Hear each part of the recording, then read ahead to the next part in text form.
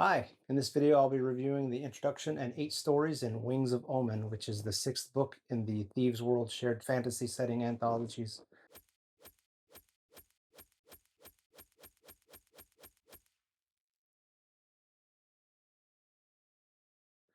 The introduction story in Wings of Omen once again uses Hakiem as the point of view character. He's no longer the best storyteller in Sanctuary though, because he has become an advisor to the Beysib, who is the leader of the Beysib people now living and sort of ruling Sanctuary by proxy. He's attending court when some Beysib and human fishermen appeared together to request approval and money to build a new kind of fishing boat. The story implies Beysib leadership wants to make an effort to peacefully coexist with the people of Sanctuary. The advice Hakim gives the Beysib is pretty solid and considers future relations between the people living there. There's also some hint about the relationship between Sanctuary's governor, Prince Katakithis, and Beysib herself. The info relayed in the introduction is actually used to influence the final story in this volume, so thankfully, it isn't mostly ignored by the other authors as has happened with some of the previous anthologies. As it stands, I'm giving this introduction a 6 out of 10. The next story is titled What Women Do Best, and it was written by the married duo of Chris and Janet Morris. Janet Morris created the character Tempest for Thieves World, and she and Chris have written stories and novels for various shared worlds like Thieves World and Heroes in Hell. This tale starts off with Zip, who is a death squad leader, and 2 of his cronies attacking what they think is a group of drunk Beysib. Next, we see Hakim waiting for a rendezvous set up by a mysterious message, and he's getting a little nervous about it.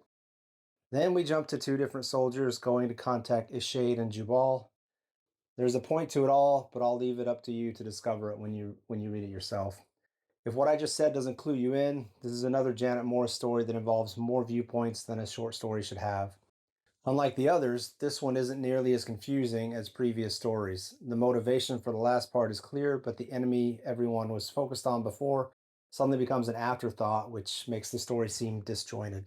One thing I did take from it was hope that, unlike some of the previous Thieves World books, this one might follow through on the overarching plot line that seems to be promised early on.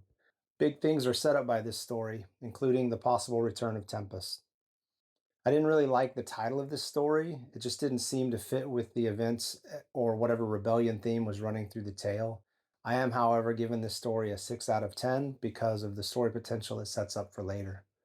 The next story is Daughter of the Sun by Robin Wayne Bailey. This Thieves World story was written early in his career, and he published 16 novels and 2 short story collections between 1983 and 2012.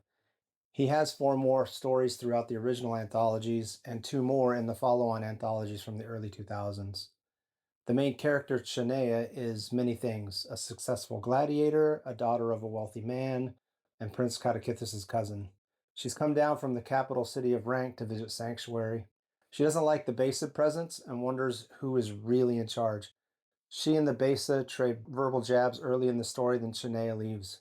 Once she's home, some things come to light and she has to take action. I liked this story more than the average story in this series. The new character is interesting as a new resident of Sanctuary, though she's almost a little too perfect, a little too self-assured. There's good reason for this, which is explained in the story, though it has a lot to do with one of my least favorite things about Thieves World, the gods' involvement. The action in the story is pretty good, and the story structure has a rise, fall, rise climax pattern that is common in short fiction. I also liked the author's writing style. He dropped information about the world using dialogue that was believable and interesting. There weren't any long information dumps or navel gazing happening here. To the best of my memory, I think this is the first story I've ever read by Robin Wayne Bailey, and I'm giving it a 7 out of 10. Next up is another Diana L. Paxson entry starring Lalo the Limner. The story is called The Breath of Power. If you've read the previous Lalo story called Mirror Image, this story explores and expands on the effects of the power that Lalo gained in that story.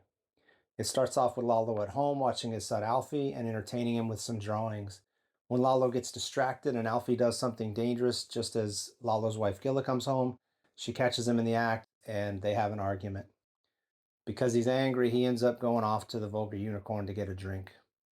This is probably the darkest of the stories featuring Lalo the Limner. He's embittered in this story. The turmoil caused by the Beysib presence is affecting his ability to find art commissions. He's angry that his oldest son is irrefutable proof that he himself is getting older, He blames his family for limiting his ability to leave Sanctuary for a bigger city and become a more important artist.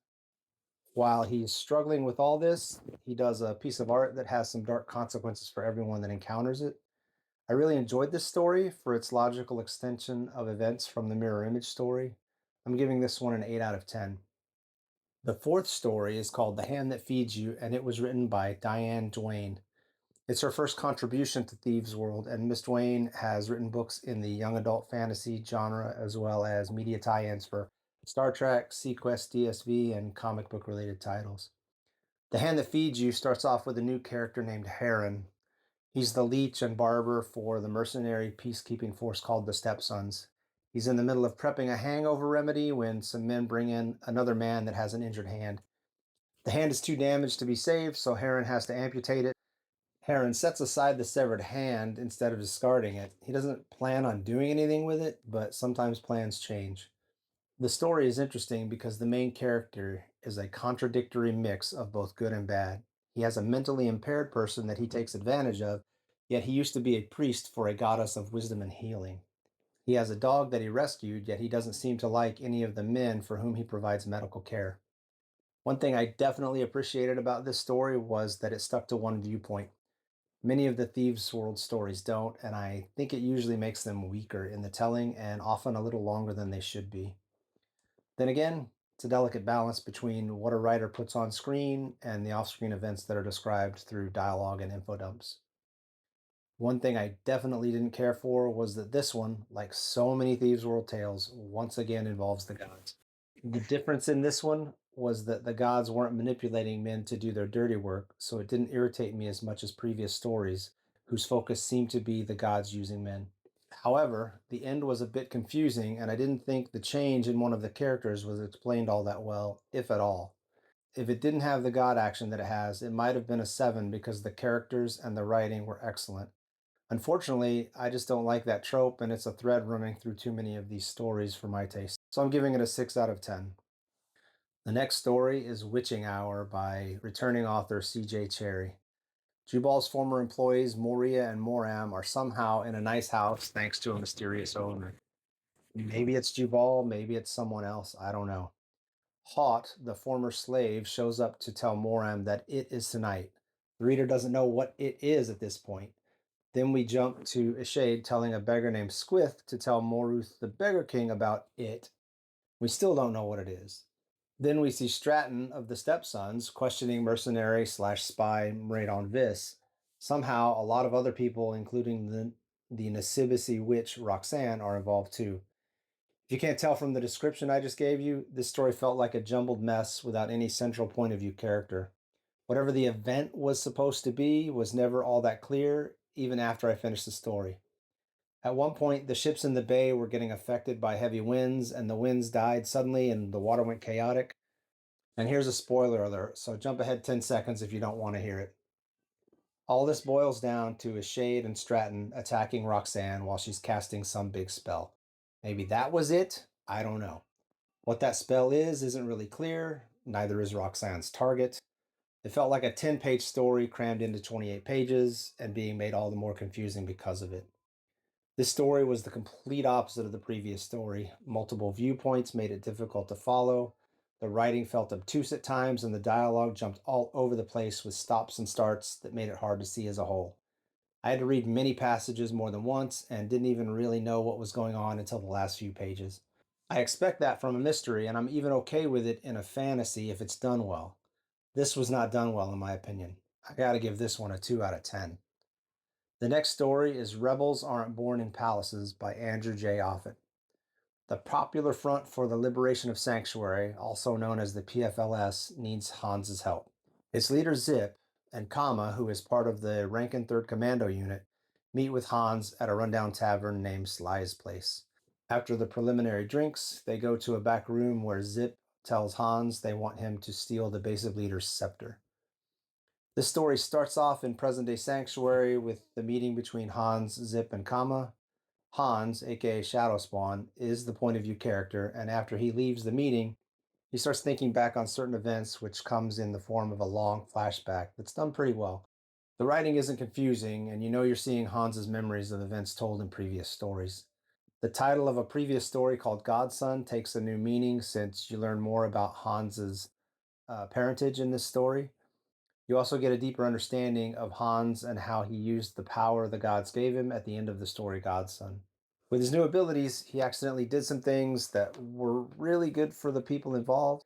It reminds you that Hans wants to be a thief, but he also isn't into hurting people, other than maybe the Beysibs.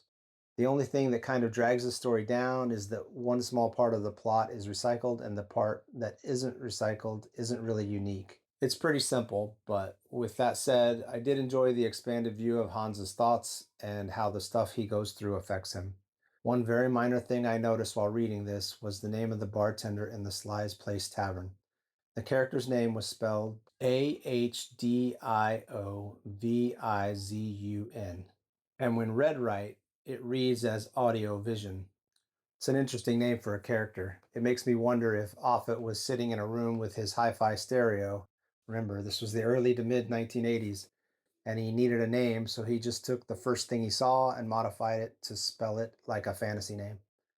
Right after I finished reading this story, I considered it a 5, but after writing this review and examining it a little more, I've got to up that to a 6 out of 10. The next story was written by Lynn Abbey and is called Gyskouras. I'm not sure if I'm saying that right or not. Illyra, the half-Sedanzo fortune teller, does a reading for Zip, the PFLS leader. He tells her about the sacrifices he's made to Vishanka at an altar in the swamp outside Sanctuary. His story opens up her sight, and she sees the place in Zip's mind. The Gyskouras, or god spirits, that are there notice her presence and do something that changes her life forever. This story returned focus to Illyra, whom I've always liked, but who hasn't been a main character in many stories.